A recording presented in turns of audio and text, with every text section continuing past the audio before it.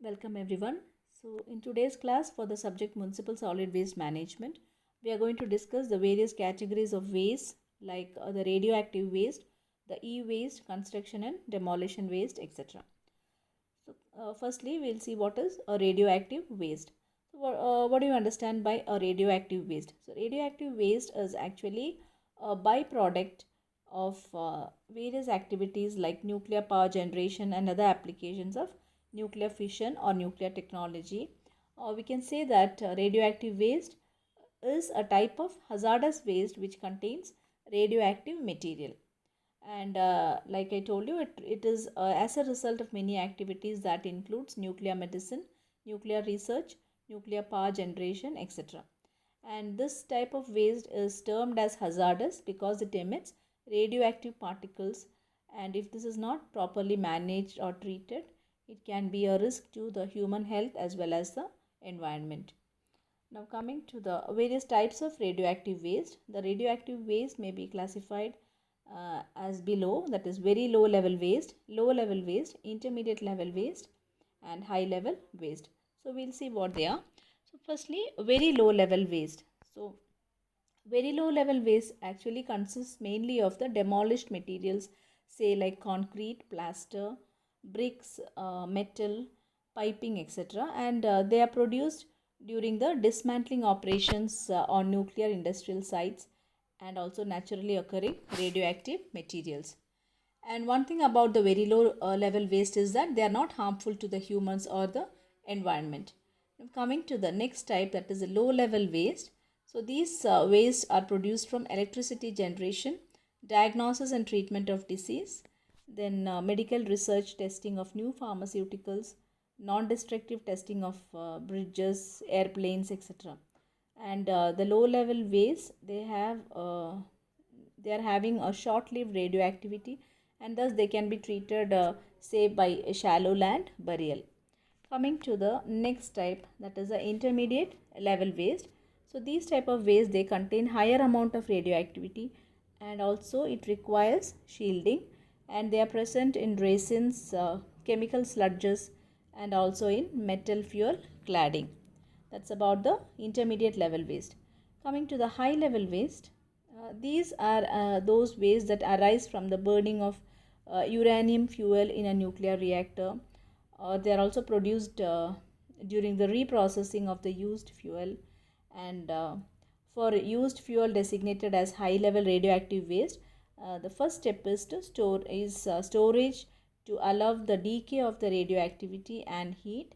And so once it is allowed to decay or to reduce the heat, what happens is it will be more easier and safer for handling. And the storage of the used fuel may be in the ponds or maybe at a reactor site or likewise. And the most widely favored solution for the disposal is deep geological disposal, especially in the case of this is especially in the case of high level waste. Now coming to the next category, that is e-waste, that is also called as electronic waste. So electronic waste or e-waste is a term that is used for the products, that is electronic products which have become unwanted or which is not in a working condition or which is obsolete, and or we can even say that the electronic products which have reached the end of their life or which has expired.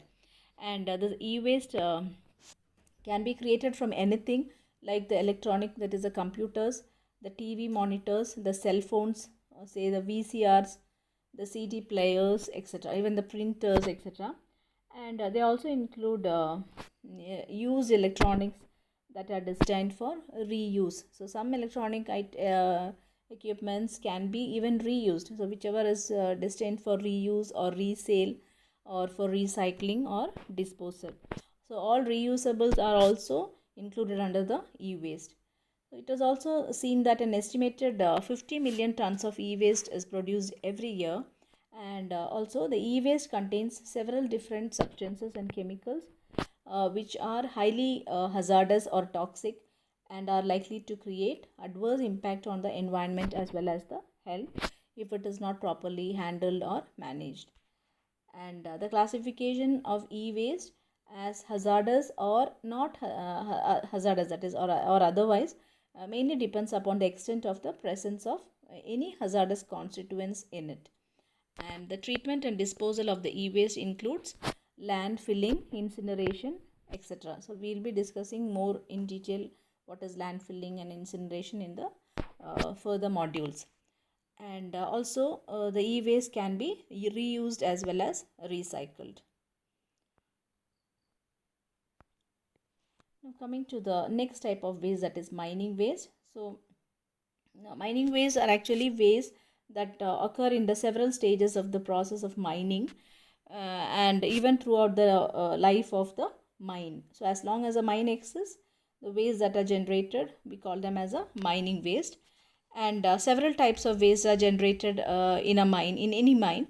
And there are three types that stand out, that is, which has the highest or the largest volume, that is the waste rock, then the tailings, as well as the mine water. So the waste rock, the tailings, and the mine water are the most widely generated mining waste. And also in some cases the mine will use certain chemicals like cyanide, etc., in the processing stage. And again, these chemicals often accounts for a small volume of the total waste, but it can also pose a greater risk to the, because it is very toxic. Now depending upon the composition of the waste rock, the elements are released in the atmosphere, of which some may be very toxic or hazardous.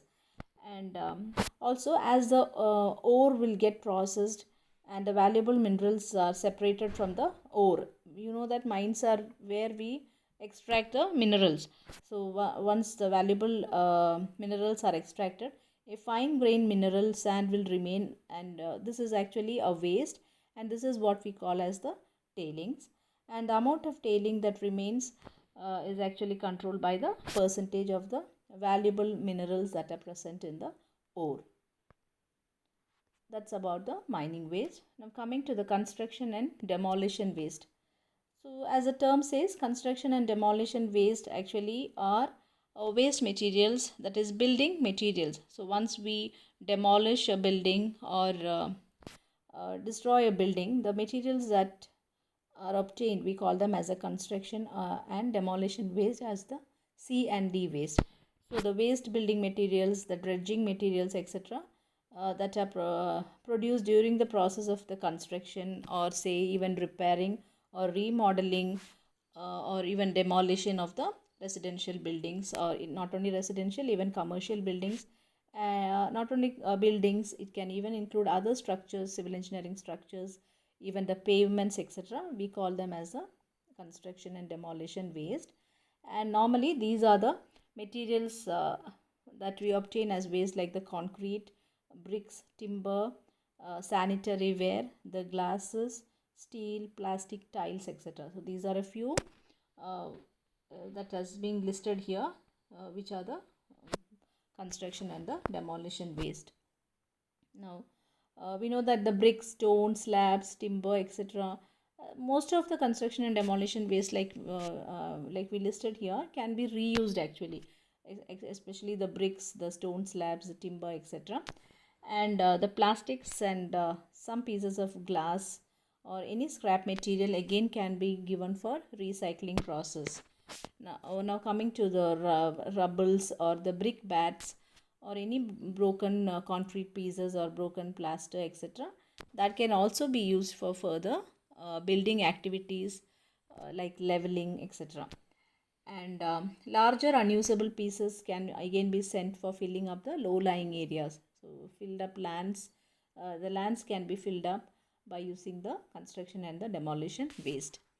And the very fine materials, that like the sand or the dust, etc., that can be used as a cover material, especially over the landfill. So whenever we fill a land with waste, etc., over that we can use the sand or the dust that are obtained from the construction and demolition waste as a cover.